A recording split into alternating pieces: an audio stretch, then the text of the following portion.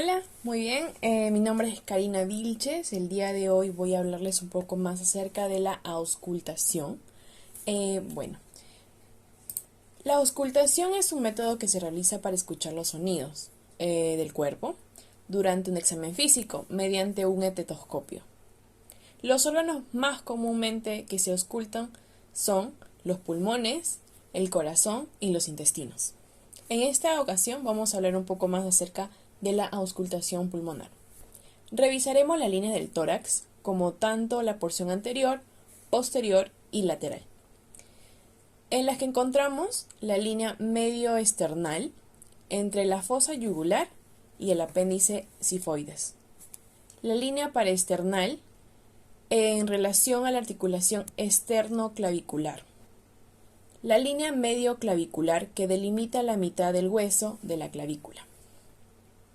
La pared lateral del tórax, línea axilar anterior y posterior. La pared torácica posterior, la línea vertebral, las líneas escapulares a los laterales de la vertebral, la línea escapuloespinal, desde la espina de la escápula y la tercera vértebra dorsal. La línea infraescapular. La línea duodécima dorsal o basal de Mouriguen.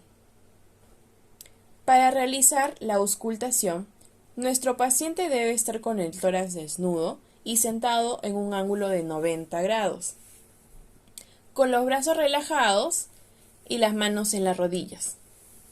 También usaremos la posición del paciente con los brazos cruzados para poder evitar las escápulas y tener una mayor visibilidad de la pared torácica posterior.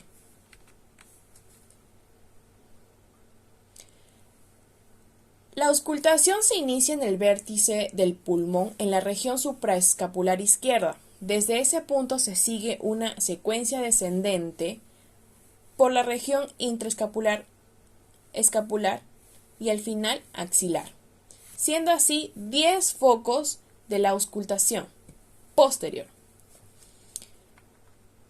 Para la cara anterior del tórax comprende de 9 focos. Se inicia similar al anterior, con la región supraclavicular, siguiendo las líneas paraesternales, pasando por la línea axilar anterior hasta el sexto espacio intercostal, terminando en el 9º foco pulmonar. ¿Por qué realizamos la auscultación? Para poder valorar los sonidos tanto normales como patológicos.